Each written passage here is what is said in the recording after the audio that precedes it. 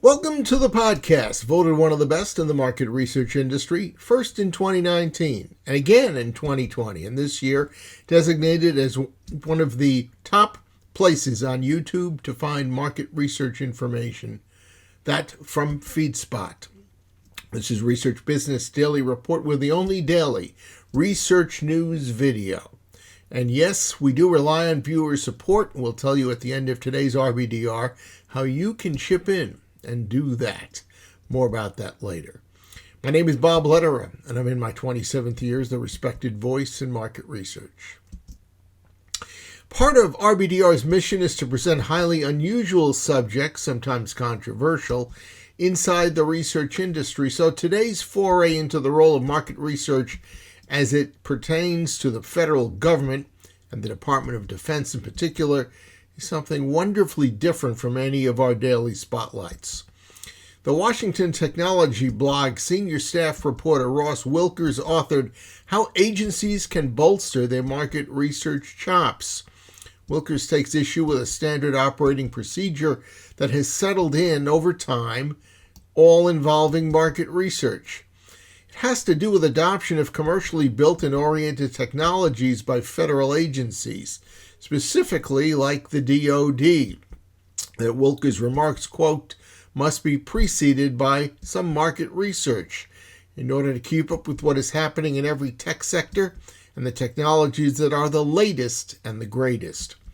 Wilkers wrote that the market research phase is typically how gaining awareness of the latest and the greatest takes place, but it usually occurs after a contract has been fixed. Thus, agencies like the DoD find themselves unable to insert new technologies because the deal's been done. And whenever they try to do that, well, the contracts become highly overcomplicated. Yet, this Wilkers blog specifically is designed to introduce some solutions to this. Specifically, the Acquisition Next 32-page playbook that's been published by George Mason University Center for Government Contracting. It details how government agencies can make market intelligence a core, continuous organizational capability. The Acquisition Next core belief is that DoD's procurement was created for the industrial age, in other words, a time when assembly lines and hardware-centric approaches carried the day. But that's no longer a fit with current high-tech modes.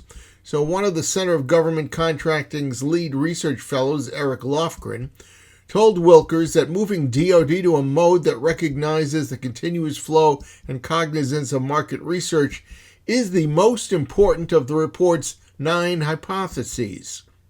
Right now, it is safe to say that that's easier said than done. Acquisition Next details the central problem for DoD vis-a-vis its market research news and needs. Unfortunately, DoD market research contract requirements are way behind in terms of improved software and hardware. In fact, as we've kind of already said, they are biased in favor of legacy solutions and therefore ignore preferable, more powerful state-of-the-art options. And even if DoD chose to shift to a market research focus that looked at new technologies and helped implement them, the Center for Government Contracting's Director Jerry McGinn points out that one person on a team is normally focused entirely on the market research function. I repeat that, one person, sometimes a small team. Yet the output of a one-person or group market research effort is simply not sterling. There is a disconnect between market research and department needs, highlighted by an absence of necessary interactions between market research and the department. Sounds a lot like the business world that we talk about every day. Also, there is a lack of existence of on-ramp programs, in other words, getting new innovations and technologies started. And the presence of more iterative requirements also is lacking. And those misgivings do not take into account something else that is even more important and in the background, but growing more important every day, and that is the startling pace of innovation, which is now apparently much faster than the original Moore's Law of computer chip development. And that is a big gulp to swallow. That's a wrap on today's Research Business Daily Report. As we mentioned at the start of today's RBDR, we'd love for you to become an RBDR Patreon supporter. And that would be you agreeing to provide a monthly contribution using a credit card, which you can do by going to our crowdfunding platform at patreon.com/RBDR. And when you get there, you can select whatever level of support is comfortable for you, and whatever it may be, thank you.